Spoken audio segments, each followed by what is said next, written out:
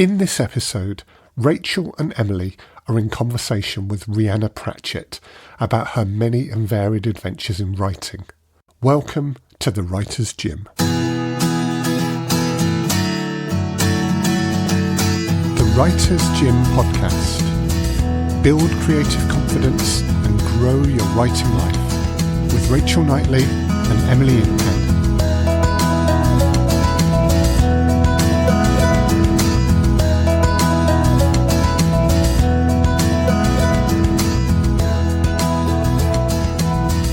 This week on The Writer's Gym, we are interviewing the amazing Rhianna Pratchett. Hello! And Rachel Knightley. Hello! And Emily Inkpen. Hello. Rhianna Pratchett grew up in the 80s watching movies like Terminator, Aliens and Conan the Barbarian. She thought that fighting killer aliens or robots from the future, and possibly James Earl Jones, was just something women did. Sadly, reality did not live up to these early expectations, and so Rhianna decided to join an industry where that might just happen: video games. A multidisciplined writer, or narrative paramedic, she started in journalism and narrative design, has adapted for TV and radio, and is the presenter of Mythical Creatures on Radio 4, as well as a voiceover actor. Since the death of her father, Sir Terry Pratchett, she is also the voice and guardian of Discworld, and with Gabrielle Kent, wrote Tiffany Aching's Guide to Being a Witch, published in 2023. Rhianna, your biog describes you as a multidisciplined writer. Do you have a favourite or an essential home as a writer, or is variety a home in itself? I think variety is a home. I've always been someone that was quite cautious about going into like one career, one office-based job, something I felt I couldn't get out of. I think I always wanted to explore everything, really. And I did have an office-based job for a little bit. I worked for PC Zone magazine for a couple of years, but I think that was enough for me. And I think it was really just to prepare me for a freelance life. I just wanted to get a taste of the industry and get some contacts. But yes, the variety is the thing. There's such a difference between writing for games to writing for comics and books. It's not like changing gears. It's pretty much changing cars. But I think my brain thrives on that kind of thing. It's a challenge, really. And every time I've worked in a new medium, and now that's gone from video games to comics to film to TV to tabletop role-playing games to non-fiction and fiction books. It's kind of honing my storytelling skills. I think for someone like me, it makes me a stronger writer. Do you find that there is a maximum number of projects that you would be ideally working on at once, or is it just a case of being really bloody disciplined about this is what we're doing now and then this is happening over there? Because like you say, that they can all be so different. I'd never calculated maximum number of projects, actually. I just seem to have a sort of intrinsic knowledge of how many is too much. And it's not really the number, but the kind of projects, because I could be doing some consultancy on a game, and that's much less work than being a full-time writer for a game. It really depends on the nature of the work. Ideally, I like to have something going in a couple of mediums at the same time. So the last few months I've been doing some game consultancy. I've been writing for a game. I've been working on a TV pilot. I like having at least two mediums going at the same time, but I've not got a specific number of projects. But being trained as a journalist, I think has really helped me in terms of having a healthy respect for deadlines, I guess, and being just a juggler of things. I wanted to ask about, the fact that you do juggle so many things. When I'm writing scripts and then I write prose and then I write poetry, I find that I work better in different places, even in different physical positions. Like when I'm writing a script, I lay on the sofa like this. When I'm writing a poem, I come up to my desk. It's weird. But when you're writing for games specifically, that's something we've not really talked about on the programme before. And there are loads of programmes that you can write in games.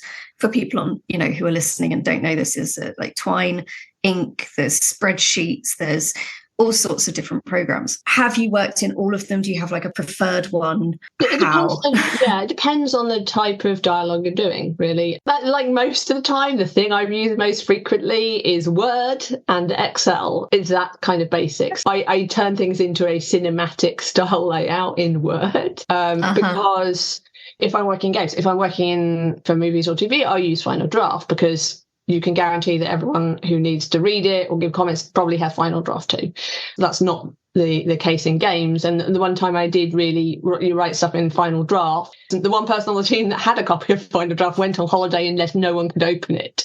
So yeah, it's Word and Excel, and it's Excel is not a friendly program to write in. It's not my favorite. I understand it from a functional point of view, but I don't like giving actors Excel documents. It's so clinical and impersonal in some ways. So if I'm writing scenes, cinematics, that kind of thing, I will either do it in Word in a script format, or I will do it in something like Final Draft, and I'll turn them into PDFs. But yeah, I still pretty much on every project there's been Excel has reared its head at some point. Yeah, I mean, I've tried working in Excel before in game, especially UX and UI copy, when they're sort of like dragging it into the thing, and I always have to write it in a doc and then copy and paste it into Excel, because drafting in Excel itself is like, ugh.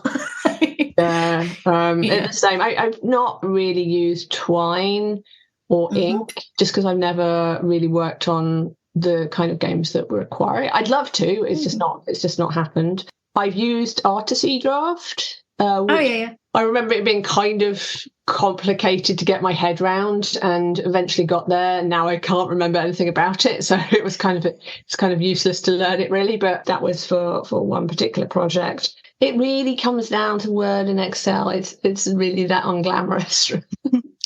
It's one place that a lot of us, I think, do have a natural home, does tend to be software. You'll get some people saying, this new one and only this one, and some people who just stay with what they learnt first and felt comfortable on. I loved the phrase on your website, Rhianna, narrative paramedic, and I took that to be about potentially adapting and all of the genres, but it struck me by reading it, rather than as something I'd ever thought about, as exactly what I do when I have a draft I want to take forward. You start with something and you're always sort of trying to make it healthier, trying to bring it forward. Can you tell me about what that phrase was for you? It's kind of like that, but it was actually a term I coined in my early years of the industry for the way writers were treated. And it was like, the story has been written. It may have been written by a writer if you were lucky, but probably not. Or it could have been that they got a writer in, the writer was maybe from cinematic writing, they're used to doing 3 drafts and they've done 3 drafts and then it's got left and no one's paid attention to it. Or, they've got to a point and forgotten to put some story in and it's just a mess. Everything is dying and you're called in as a narrative paramedic to just get it back to life. And you're sort of trying to pull everything together and just salvaging it, bunging its guts back in, sewing it up and putting it out there and hoping it doesn't maul small children. That's kind of where narrative paramedic came from. And now you're kind of chief surgeon. Yeah, kind of. But there was a big problem in the industry that has genuinely got better, where writers would just be called in at the end to add a story into a game. And there's sort of a fundamental misunderstanding of how story and gameplay work, which is that they should be intertwined. It's not like story is the sprinkling on top of the gameplay. It needs to be intertwined to work properly. And game development is such a kind of up and down flexible process. Things are like being cut and jammed back in another place all the time. And so you have to be very flexible with your script as well, because you're always being asked to change things. With Tomb Raider, I was always being asked to kill characters. I kept doing what I call death drafts, where there was a draft where not too many characters died. And then there were 2 more subsequent drafts where I had to kill off other characters because they decided to kill them off for gameplay reasons. Yeah, that was quite difficult to do. It kind of works more or less like that. Like I said, narrative paramedic is not so much the case these days because writers have become more established in the games industry, along with narrative designers, narrative directors, storyboard artists. They're a lot more part of a team now. It's not always the case, but this is certainly when I was starting out and writers were just literally anyone was doing the writing. Anyone who had the time and inclination was doing the writing. It was handed over to whoever. And it was the one part of game development that wasn't being done across the board by a professional skilled in that field, which is ludicrous, really, because, you wouldn't farm the art out to the person that makes the lunches or gets the coffee or cleans the loos or something like that. But that's what happened. Yeah. That's what happened. And it was just quite strange. Everyone's a writer until they realise they're not. Game designers will say everyone's a game designer, but I don't think it's as true as everyone thinks they're a writer, because they think that putting words down, because they can write, that means they can write a story. And especially if they haven't been tested, that's sometimes the worst, because in their own head, they're this undiscovered narrative genius, and they've just not had the edges knocked off them. So they don't know how to take criticism and feedback. They don't know how to kind of be flexible and how and when to put their ego aside. Yeah, it can be quite difficult. So the demise of the narrative paramedic has brought in other actors into the new narrative party that aren't particularly helpful, but at least writers are being used in much more commonly than they were when I started out.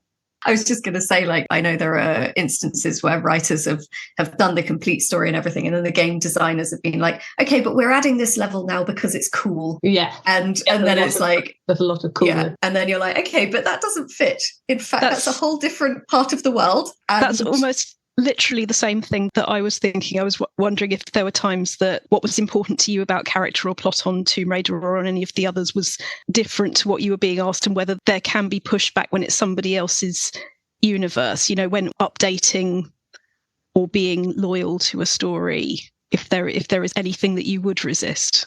Things that fundamentally break the character, and I think that's very difficult with particularly high action games like Tomb Raider, where you get the good old Ludo narrative dissonance. So the gameplay is telling you one story, the narrative is telling you another story, and it's particularly difficult with those kind of games because they're so action heavy. There's usually a high death count. There's often a much higher death count than say many action movies, and you're like, how do I tell a nuanced character against this just full on slaughtering everyone gameplay? Because you don't usually have a lot of time to do it. You don't have quite as many quiet moments as maybe you might get in a movie, because everyone's trying to get the player on, get the player moving, push them to the next bit of action and next exciting exploding thing. With games, you're often told in advance how much the budget is for how many, it's going to be an hour of cinematics, and you're going, we're not even sure the whole length of the game, but you've decided how long the cinematics are going to be. And with Tomb Raider, we actually kind of inherited a bunch of characters that were going to play more of a role in the multiplayer version of it, which ended up being not what it was originally set out to be. And so they're like, oh, well, we'll have to use them in the main game. And so there are a large cast of characters and only a small section of time that you got to play with them and got to know them. And that's why things like the comics were really good, because I could kind of flesh out the characters a lot more, because I thought about them a lot. I knew about their relatives, I knew what their cats were called, I knew what their favourite snacks were, that kind of thing. And I could fold that into the comics because it just wasn't the space to do it in the games.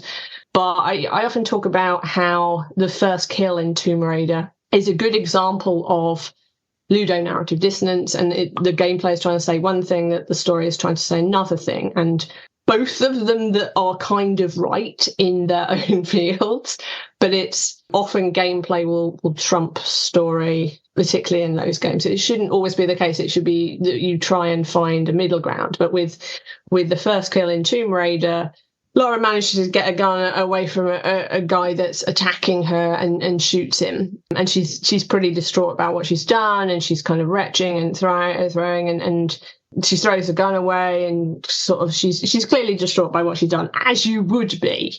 This is the first time she's taken a human life. I think it's only the second time a human's died in front of her in the game. The developers made a big deal about wanting Lara to react in a more human way. And so it was written like that. And that's how it came across. And in one incarnation of the script, she'd then sort of kind of gone on with a little bit of gameplay, and she had a reflection on it with her mentor figure, Ross, who she'd heard on the radio, and I think it's the first time she's heard his voice. She's not even sure he's alive. She's pretty emotionally wrung out at that point. And it was done initially as a cinematic where she's got the radio and she's sort of talking to him about what she's done, and she's almost like goes into a fetal position around the radio because she's wanted to use body language to show her emotional state. And he taught, she says, I had to kill someone, rather than, he says, that can't have been easy. And she says, it's scary how easy it was. And you realize this is the moment, something's broken in her. Who she thought she was and who she is and what she's capable of are she's realized that they're at odds. She is not who she thought she was. That is the moment. And between that initial kill and reflecting on the kills, there were supposed to be no other deaths. 34, I think, were put into the game because gameplay designers said, well, she's got a gun. We know what happens when you get a weapon in a game. There's round the corner is something to hit with it, shoot, whatever. Then, narrative were that you're just mugging the moment. You've got to let this emotional, give it some space, give it some room to breathe. Don't just forget about it as soon as she goes around the corner. Oh, no, it's easy. She was amazed at how easy it was. So now she's a killing machine. And it's okay. She didn't get to that bit. This is before she got to that bit. So she basically kills the guy, is very upset about it, clearly, goes around the corner, just mows and practices. And then when she gets to the Roth scene, and that was changed to from a cinematic to in gameplay, and she's just climbing up a ladder and going, I had to kill some people, Roth, and it just mugged it. It was like narrative. We're like, oh God, and we knew we would get dinged for it, and we did get dinged for it. Now, all the different parties were working to their own goals and feedback and things like that, but ultimately, this was a time when narrative needed to be respected because, gameplay is respected at many, many other points, but this is a character defining point. I often talk about it because it is a way of showing how everybody can be right in their own sphere, but the whole can be wrong. And obviously hindsight is 2020, but I would have done something like have her throw the gun over a cliff or something like that. It would be frustrating for the player, but you understand why the character did it. And then she'd have to continue on, and maybe there's a bit more stealth gameplay. And then she has another opportunity to pick up a gun. And it's now she knows that she can use it. And she's making it a kind of a proactive choice to do it. She's not being forced into it. She is making a choice. And it's that is how I think I spent 10 years wondering how I would redo that if I was had the power to make it as impactful as we wanted it to be. But that just gives you a gameplay was saying one thing about the character was none of this matters. Yeah, she's just she's just as gone around the corner and bam, she's a serial killer. And so that's really difficult, and it's very difficult in those kind of games. Sometimes you're dealing across the board with an industry that's not that story literate when compared to the film industry or TV or kind of the older storytelling mediums. It's still quite young. So people within the development teams aren't used to thinking about story in a kind of a deep way across the board. There may be I've been on teams where I've been the only person that cared about story, or maybe there's been one other narrative designer and we sort of emotionally hug each other every day, and it's really that situation was where you're just the only person that cares about it. Over the last couple of decades I've been in the industry, I've seen it change for the better. More writers, more narrative designers. There are awards for game writing. There are conferences for game writing. It's become much bigger and more respected. But the narrative literacy of the industry still has a way to go, and there needs to be more protection of narrative, more protection of character, of those moments, and understanding in the way that film and TV do that it's important to have those quieter moments. It's important to land the emotional beats. It isn't landing emotional beats isn't go, okay, there's an emotional scene and that's it. We never speak of it again. So there's a lot of challenges like that in games, but that's probably the one example I tend to roll out about how on the subject of definitely landing the emotion, as the least games experienced person in the room, I'm just wondering how that does compare with adapting for TV. To be honest, I'm particularly thinking of the multi-award winning Lost Words. I mean, you and I have talked about experience of family members with dementia, and something that struck me very much about that. Was like, I remember my grandmother saying to my mother, I will never be able to find words again, and wanting that to be understood. And obviously, as a small child, I didn't understand that a millionth as deeply as an adult, for whom words are everything, or how we reach out for other people, how we connect with other people. This is obviously a huge subject for lots of us. I suppose I wondered, is there a particular power in channeling experiences that are that big into an immersive medium, maybe in a game rather than any other form of writing? Is it the same as levels of as TV, or is it something? Absolutely, I think that's how we explore them in our chosen medium. Like, as I've got older, and I have been involved in a lot of high octane, shooty kind of serial killer, mass murderer type games. And they've been a lot of fun, and I've enjoyed them as the challenges of them as a writer and as a player. But as I've gone into see, gosh, you just want something, the gamers with something to say for themselves, like just exploring the things that make us human, the commonality of mankind, what brings us together on this pale blue dot. Like, you want to have something to say. And it's the difference really between story and plot. Games are okay at plot. They're good at going here and there and there and there and there. But story is like why all these things happen, and they're not as good at the why. And, I've been on games with Mirror's Edge. They'd sort of had a plot in terms of level design, like, okay, here you're going to go from a boat and now into a storm drain and now up a tower. And no one had thought about why any of these things happen, or why the character was moving through the world like it was, or why the world looked like it did. So I kind of went in, I was like, oh, okay, now I have to answer the why questions, like, why does Faith move through the world like this? Why does it look like this? What has happened to kind of create this situation, this world? And so there's a lot of kind of retrofitting the narrative sometimes, and that's a narrative paramedic job. But as I say, it doesn't happen as much anymore. So Lost Words was quite different in that I was very early in the process of that. It took I started in 2014 on that, and I was maybe one of the first 5 team members, maybe even the first 3. And Mark Backler, the main designer of it, who kind of came up with the gameplay concept, he was at a game jam, and his team won the game jam. I was judging it, and he came and chatted to me afterwards and sent me a little kind of tech demo. And we started talking about it, and the tech demo was kind of being able to run along the pages of a diary and kind of moving the words around to create platforms and open doors and things like that. And also a kind of side-scrolling element where you could kind of use words on the environment to change them. And we went kind of back and forth about what it could be used for. And he was initially talking about divorce, and like the main character, her parents are going through divorce and she's dealing with that. And I said, well, that's interesting, but it's not. Why don't we try something more common that everyone's going to experience? Like, every kid is going to have a first death, whether it's a pet or a relative, that kind of moment where you realize that the world is not nice, that people you love can be taken away from you, and it's not fair, and you just don't understand it.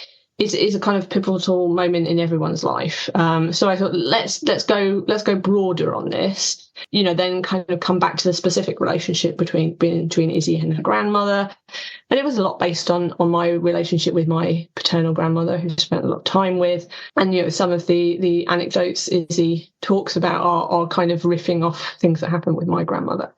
So I think that adds just more of a truthful resonance to it. Like, it's because you're channeling real experiences and real feelings into it, and you're kind of trying to convey what it's like to be on that journey. And it's a journey many people have gone on, and sometimes people won't know they need to know that there's other people that understand it, that it feels less lonely. And I think it did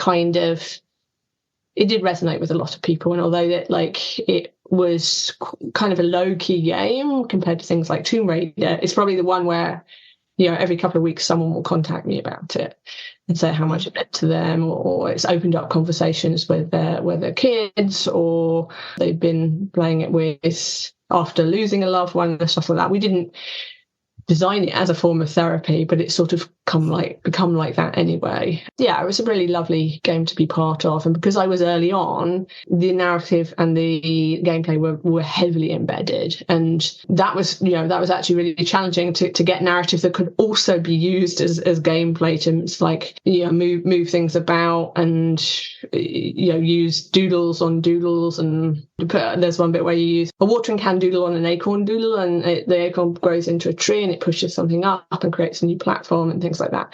And we used the 7 stages of grief as a framing mechanic around the game as well. So, and we used it pretty straightforward, like one after the other. In reality, you go back and forth through the stages of grief. We use colour, we use music, different instruments, we use the puzzles to underline the different feel to the level. So, anger, there's more reds used, there's more bombastic characters, there's kind of more aggressive music. With the bargaining level, there's more balance puzzles, things like that. And so because I was embedded very early on, I could have quite a say over the gameplay, and there are sort of I've been writing so long, and that I often come up with gameplay things as part of it. And I think that's another reason why writers need to be involved early, because if you are very game literate, you understand game design as well. And I understand a certain amount of game design, not much as a full-time game designer of the same experience as me, but I've got a good understanding of it. I can come up with narrative-based game design, and that's often a lot of fun to do. I mean, that sort of falls into the sort of narrative design versus game writing, and then narrative design, which seems to sort of bridge. It's obviously its own thing. It is not game design, it is not writing, it is its own discipline. But would you say that role was more of a narrative design role? I get well, I was both the writer and the narrative designer. Well, the narrative designer, although not the only narrative designer on Lost Words, but I was probably the first one. But I separated, writers do deal with what we traditionally think of as writers dealing with story, with plot, with characters, with dialogue. The narrative designer are the mechanics by which the story is told. So how does the story get to the player? Is it through cinematics? Is it all in game? Is it through art and no sound? Is it through gestures? Like how's the player receiving the story? Now, it's perfectly possible to do both. Certainly on smaller projects, you often end up doing a bit of everything. But on larger projects, narrative designers are much more commonplace now. I think Mary DeMalle was the first person to use the term narrative designer, I think, when she was working on Myst. But they're much more commonplace now, particularly in the bigger studios. So, coming in as a writer, that you'll have people to work with, that sometimes narrative designers will write themselves. Sometimes they do write, but not on this particular project. And sometimes they can just be overseeing what the writers are doing. They are kind of two distinct disciplines, I think, but there is some kind of connecting tissue depending on the type of game you're working on. Speaking of connecting tissue, which I don't often say to people. Is this a segue? This is a very smooth segue, it sounds like. It would be if I hadn't overthought it and then got interested in the phrasing of it, but I'm sure it would have been originally. Recently, you and Gabrielle Kent published what I have on my coaching shelf rather than my sci-fi, fantasy or anywhere else shelf behind me, Tiffany Aking's Guide to Being a Witch. And for most of my reading life, I saw all of Discworld, but particularly The Witches, as extremely sound philosophy and life advice coming to me in a voice that would not have described itself, shall we say, as self-help. And I'm really, really interested in what you might care to share about keeping the voice, keeping the essence, keeping the advice. But what I think you also both did deftly is it is a feminist text. It's being a person. It is good advice for it's young really women. How to be a good human being, but with more herbs. I love that. A fragrant. Yeah. What was it like approaching that? Because it's just such an, in the old sense of awesome, huge thing to do. As in, you are taking a world, as you've done so many times, you've come into a world created by somebody else, as with Tomb Raider, as with so many. But first of all, it's your father. So these characters are kind of siblings. Second of all, I can only imagine it would be a very different emotional resonance. I'm guessing that you saw how powerful that was going to be and how important a text it was going to be. Yeah, I mean, it turned out, I think, even better than we thought it was going to. Like, we're very proud of it, and I feel I can say that because I didn't write all of it. It's like I find I'm much more kind of, yes, it's great, because I didn't write all of it. But like, you know, I'm pleased with the things I wrote, and you know, Gab's pleased with the things she wrote and the stuff we wrote together. And so with that, we both, Gabrielle and myself, are kind of very well versed in the witches. I think that's our main strand. Like, I'd say Gab has a better, broader knowledge than I do, because I've not read all the books. And I know, shamefully, but then he never played any of my games, so I feel that's okay. So there's some of the kind of the books I've only kind of read a bit of. It's some of the kind of the newer books, but all the Witches books, all the Tiffany Aching books, very well versed, and probably maybe like the Watch books second, then Death, then Rincewind. I think that's how it goes, is my favourite level, where Gabrielle, as a fan before she'd even met me, had read every single one cover to cover, and I don't. So she has a better, broader knowledge, but I have the DNA, and that helps channel the right voice, I think, because I've grown up in a Pratchetty household with the kind of characters that Dad based his characters on were like, you know, relatives of mine, and you know, I was existing around the same waterhole, really. So a nice phrase. Yeah, we were kind of like we had the same kind of experiences, and I was they instilled the sorts of same morality, respect for nature, things like that. It was all just part of being brought up a Pratchett, I think, and you know, my other relatives as well, not just my father. It's really the witches have the most links to my family, I think, than any other of the strands. Yeah, it feels more familiar in a quite a bone deep level. Yeah, in terms of the practicalities of writing it, we sort of did a big brain dump of these are the chapters we think we'd like to do some things about, and then we just divided it up between us. So each chapter had a solo author, and then the other one would come in and tinker about with it, and there were a few sections where we both wrote a bit. And Gab always talks about, like, we would sometimes do it in Google Docs, and because you can see the other person writing, she'd watch me make up jokes on the fly and things like that, and I'd watch her telling me how much I mentioned tea during it and stuff. But yeah, there were no disputes. Like, yeah, we were best mates anyway. We've known each other for 20 years, so it worked really well. Yeah, like, we would read out the chapters to each other. At the end, we did a full read out of the book, and we were like drinking whiskey and sobbing over the Zoom and things like that, particularly with the ending parts of it.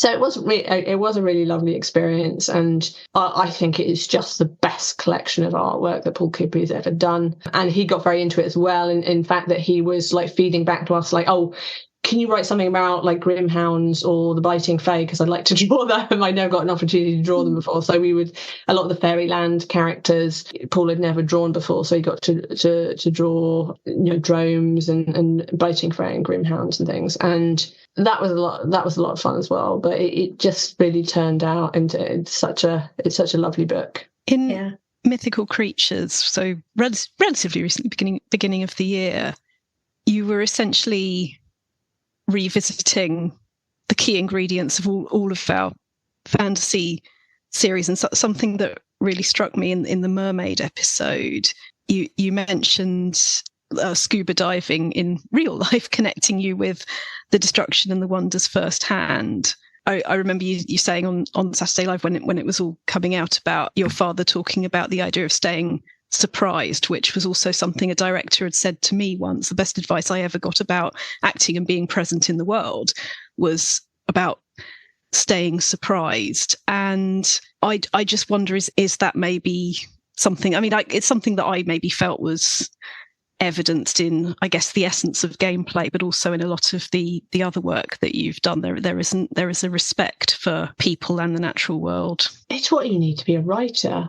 I feel like Dad's words were, keep your mind open to wonder. That includes surprise, but it's also like never think you know everything, especially never think you know everything about writing or people, because writers have to be a sponge for stories. They have to like people and enjoy people and talk to people and pick up stories from everywhere, from the news, from anecdotes, from neighbours, from books to read, particularly non-fiction, from cuttings, from like everywhere. There are stories everywhere, and it's being able to see them. And I think that's sometimes it almost feels magical, like it's being able to see the stories, create the connections, express them on the page. It sort of feels like gathering the elements for a spell, and then when it comes out on the page, that's the magic. That's the cauldron. That's the that's the narrative gumbo, as my dad used to call it, which is what exists in every writer's head, and all the stuff that you absorb goes into the narrative gumbo, and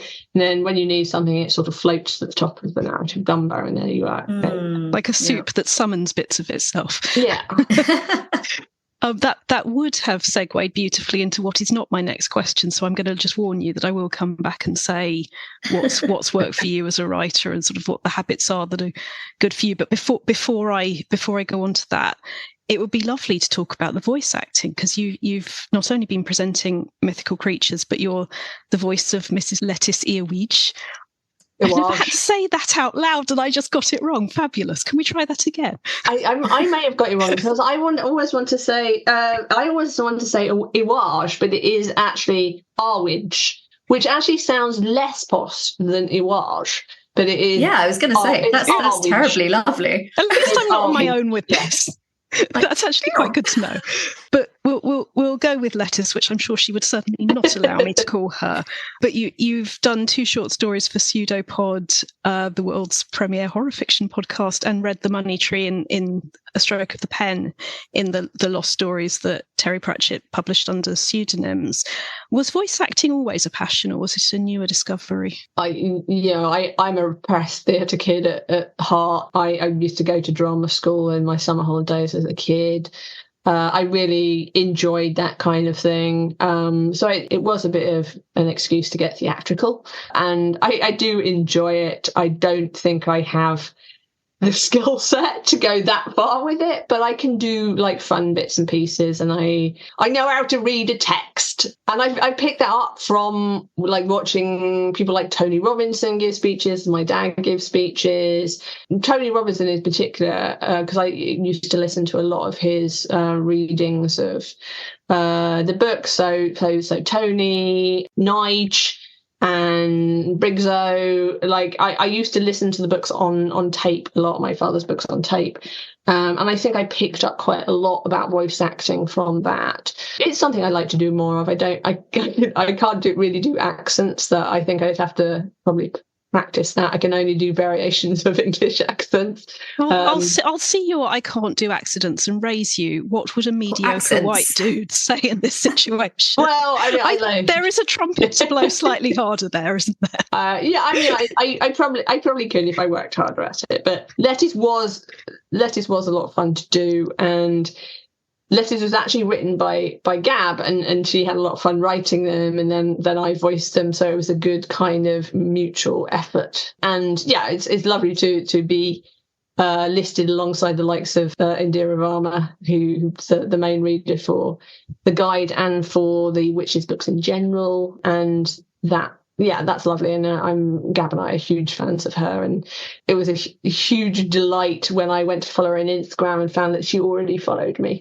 So that was very exciting. But yeah, I enjoy it a lot. It's another small string to my bow that I'd like to do more of. I think when you talk quite a bit for a living, and as a writer, I do find myself doing quite a bit of talking as well. I think you just pick up a few things. And I've directed voice actors as well for particularly the Overlord games. I co-directed the voices on the first game, and I fully directed the voices on the second.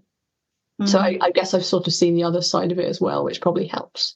I do voice acting in the Dex Legacy audio drama and stuff, and I direct as well. And I'm in it, which is sort of like a tradition with Alt Stories productions, is that the writer's got to be in it. It's kind of like Peter Jackson in Lord of the Rings is just in it eating a carrot somewhere. And the part that I played in season 1 was that of an android, a robot, which I thought adequately sort of summed up my abilities quite well.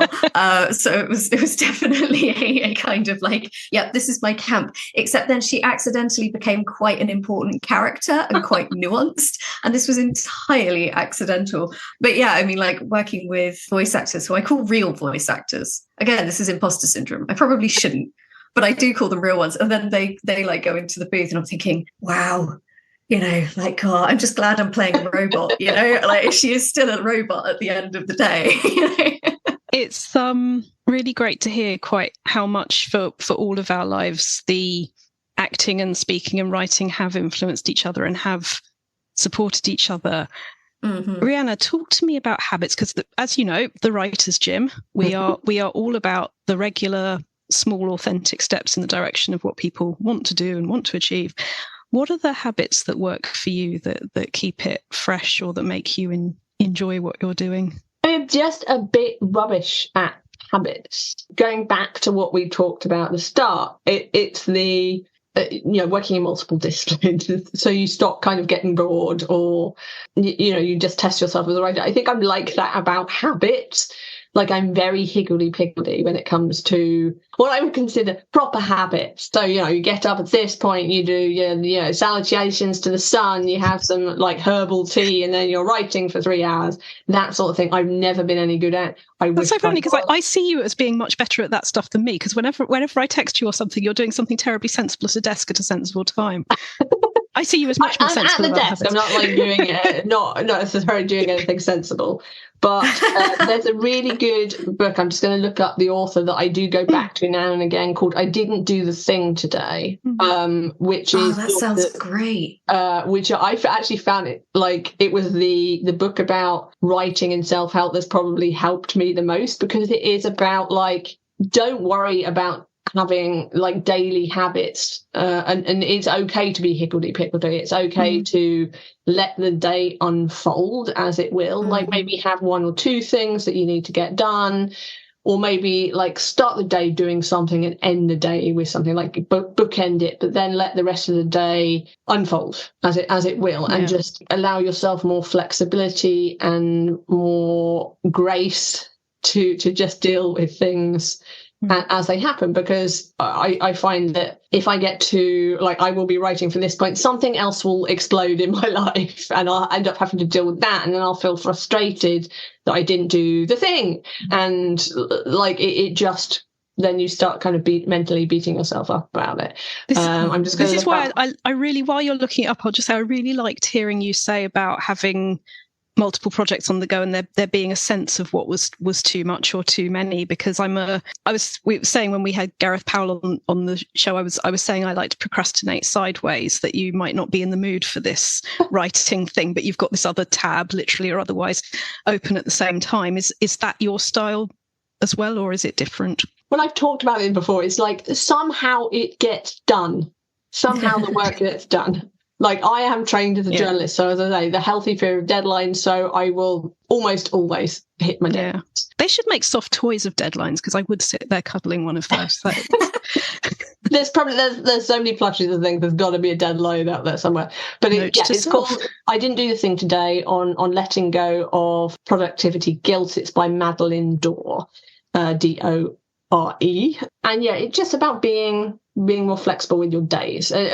So Madeline's gone out and she's talked to a lot of creative people about how they work and what has worked for her and what hasn't. And whilst there are people that can do I will work from here to here. And my dad was one of them as well. He always not only hit his deadline, but was like, you know, a deadline and a half ahead of the current deadline. He was always way ahead of any deadlines. More journalism training. Yeah, and he could also just start and go for hours and hours and hours and hours. I am not so good at that, but sometimes I can. It is sort of about, for me, it's almost like I have to subtly nudge my way into writing so I can, like, it's almost like stabilize the wheels for your brain, that you start doing a little bit and then I'll, you know, watch a bit of a movie and then I'll do a bit more and then I'll play a bit of a game and do a little more until the writing becomes the thing I'm most interested in a given moment, and then I'll go.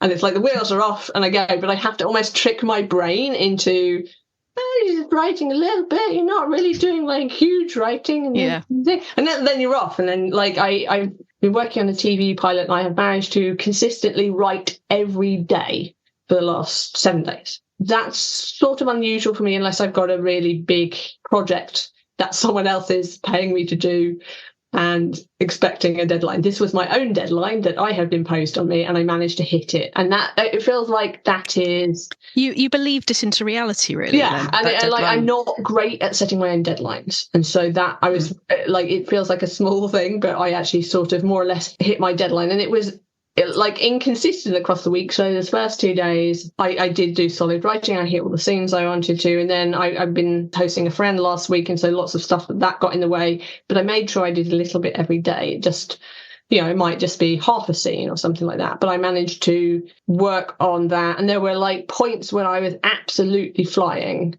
and there were points where it just felt like your brain is just woken up, like it's got to have its narrative coffee, and then you go, and it just takes me a bit of time to get into it.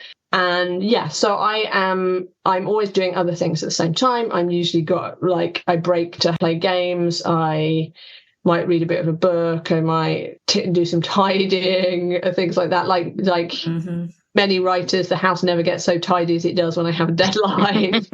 And so, I wish I could dispense, like, well, I get up at this point and I do this, that, and the other, and then it happens. I'd argue you did something more valuable than that, because it's maybe, when I say habits, I think one of the healthiest to me has been realizing that the way I am most productive is not when I superglue my arse to the chair. It's when I know I can go and organise that shelf, sit over there and read for 10 minutes and come back restored. And the thing that I take from what you've just said in terms of habits is trusting that that is part of the process. Yeah. What's it called when the planes are circling? There's a flight pattern. You know, the thing where they're... Like flight path circling, I mean, I'm not going to say in orbit because that's a little bit grandiose, but... that thing that there is a perfectly good word for that I cannot find right now. Trusting that will happen, and that you will come back to the desk and it will happen. I think that has been one of the most useful things for me. So hearing successful writers say, yes, it's not all about superglue arse desk. It is actually about trusting. It's taking doing me a bit time. counts. Yeah. It's taking me a long time because I am the child of a superglue to the arse chair writer, and it was just like, this is how it's supposed to be. Like, you're supposed to be like a book and a half ahead of the deadline. And it was like, it's taken a lot of interpersonal therapy to get me to say, no, it's okay. You can do it. Like, there are other ways of doing it. And there are you do not other have ways to be that. It was interesting when you said, like, you do a bit and then you do a bit and then eventually it's the thing that you want to be doing all the time. And I had a music teacher, this reminded me, I had a music teacher where I was doing cello back then. I never got good at cello. This one behind me is basically decorative. My teacher said that you know that you're on the right track when you want to be doing something so much that everything else that needs to be done and that brings you away from it feels like it's difficult. You would rather be doing the thing that you are supposed to be. When you're on the right track, that's when that happens, because you know then that the thing is going to get done. You know that you are in that zone. And that's when you get good at something, because it becomes your natural habitat. almost. Yeah. And so, yeah, what you were saying about finding that zone, but being sort of patient with yourself when you're sort of finding your way into it. I mean, it works across the board. It's not just writing, it works in so many different situations. I recently built some shelves. It was incredible. I swear to God, if I had not written a novel before, I would not have got to the end of those shelves. Because it was like that. It was like the beginning, great intentions, had a plan. Middle, absolute mess. I thought that I was just sawing wood and didn't think it would come to anything. Kept going, because that's what happens when you're in the middle of a book and it all feels very overwhelming. And then you just keep going, and then you get to the end and oh my God, it was a thing. And it's amazing how many different processes follow a kind of pattern. I think it's sort of finding that grace for yourself. And like, again, the journalism training, I'm used to having someone say, yes, we want a thing here. This is when you deliver the thing. This is how much we pay you for the thing. And it's taken me a long time to go, okay, like give myself permission to do. I've kind of been a writer for hire. I haven't done in the past that much of my own stuff because there was always work that some people wanted me to do, and it's just like this, and it made me feel like appreciated. Someone has come, they found me, they want me to do, their game or a comic or something like that. They give me a deadline. They're paying the bills. So actually writing outside that, doing my own stuff, I found much harder. I felt like, so there was an imposter syndrome but I can do it all for hire, but I can't possibly do it for myself. Like weird, because you could kind of think it would be the other way around. And so that's taken time. So, the project I'm doing at the moment was a book that I adopted for my own production company that I'd started because I was fed up of waiting for other people. And I felt like I was like, I can do things myself. Like often when I go home to mum's, I go and sit at my dad's desk, and it's the big desk, and it's the big where I have the big thoughts. So like I've had like big life-changing thoughts at that desk. It has magical properties, I swear. But yeah, one of them was that I would start my own production company so I could option things and work on them myself. And that was like really scary because it's like finding a staff, going through all the legal things of it, and then actually doing the work, and no one is paying you for the work because effectively you're probably hopefully paying yourself in the future if it all works out. So you're taking a bet on yourself. I've managed to do it. There is a pilot. I need to get it a little bit more shipshape and run it through some script editors, but it's there. I wrote a full, very detailed outline of it, which I don't like doing. I'm not a heavy outline writer. I work out a lot of stuff on the page, but actually for some reason I was able to write a full outline because I had a very clear view of what the pilot looked like in my head. So I wrote it all, and then that was my roadmap, and that made the writing process a lot easier. But I did manage to write every day last week on my own thing, which is like, it is unprecedented. I'm being proud of myself because I know how much I've struggled with that in the past. Yeah. And it's so lovely, I think, for everybody to hear. This is very much the human/writer experience. Oh yeah, you'll always feel an imposter in some area of it. Yeah, no matter, even if you're like hugely experienced in another area, or still, I'm hugely experienced in games writing, but it took me about 25 years to like feel like not an imposter. But I obviously am trying to work in other mediums as well, in film and TV, and I've done quite a lot of development, but I haven't got anything made yet, and so that makes me feel like a kind of imposter that I feel the kind of the glass ceiling above, that I'm up a few rungs of the ladder and I just can't push through, and it's like that makes you feel like an imposter syndrome. And maybe that's just part of what needs to happen. Like maybe that can help you in some ways, because it means that you're never too complacent. Yeah. And you also know that whoever is on the rung above you is probably having exactly the same imposter syndrome. And it's also plenty of people like have very fine careers not getting much made or not getting anything made, and I get paid to develop, and that's sort of one rung up the ladder. It's so difficult at the moment in the creative industries to get stuff made, so it's sort of I still feel imposter syndrome. I'm probably okay at not feeling imposter syndrome in games, but the nearest thing I have is like, what was it like as a woman in the early stages and stuff. And I think there are people that kind of cut a swath through the jungle, and that's what I felt I did when I started out games writing. There were very few games writers, And there were even fewer game-specific writers, particularly freelancers who were specialised in game writing. So where I was going, I had no idea what was ahead.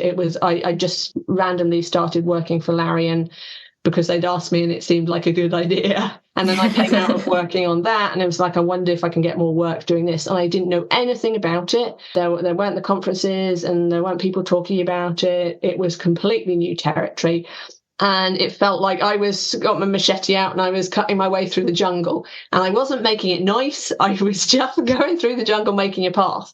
And then everyone else was coming behind me and they were putting down paving stones and roads and street lights and things like that. And it was just like, sometimes I thought maybe I should have done more or like kicked off about things, because now, especially young women, are more vocal about toxicity in the workplace and things like that. And I was lucky enough to be able to have a career where I didn't go into workplaces that much. I never experienced a lot of that. But it's also, I was just cutting a path. Now the other people come and they make it nicer. Yeah. And I think that's a great worry about, should I have been like done a slower path and then put street lamps and stuff? But sometimes you're just cutting the path. You're just getting... I think there's like a huge amount of sort of like people coming in later and being like, this is still a toxic environment. Why didn't women before do this and that to make it not toxic from the start? And it's like, well, you don't really understand how much hard work goes into even being present. And let alone then also making a stand. And back when being present was so rare, it's easy to then be made unpresent.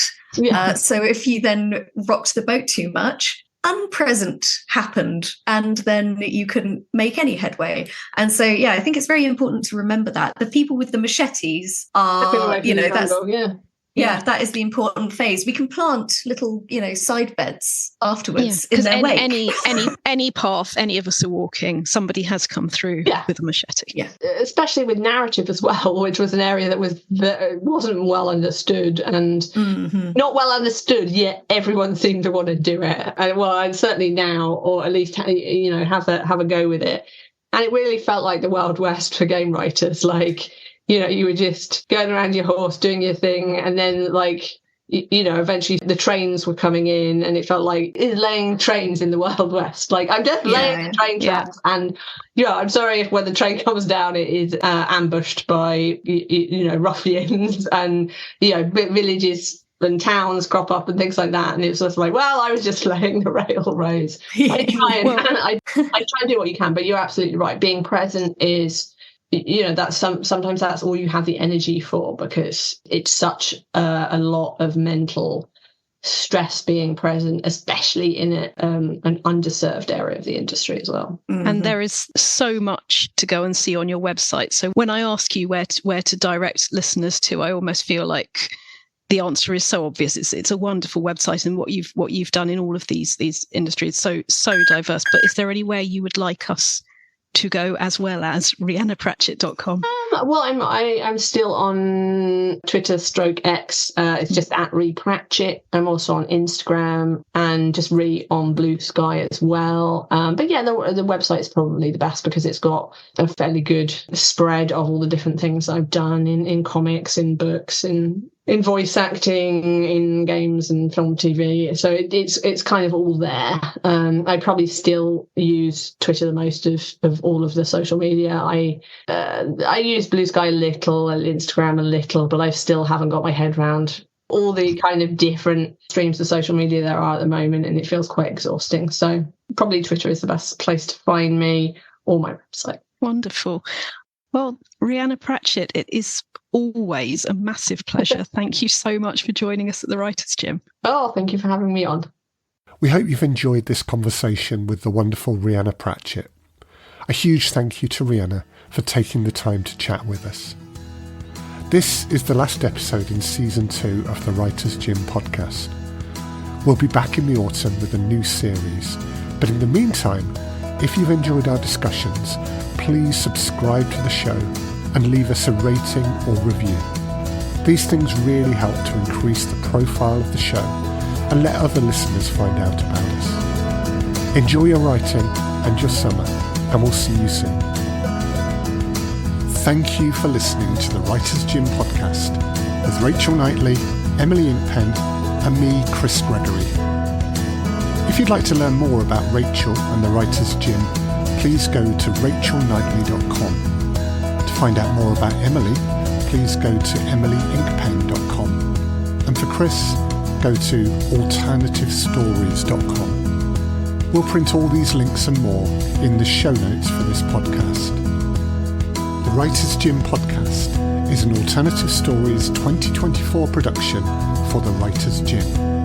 Production, sound design and editing were by me, Chris Gregory.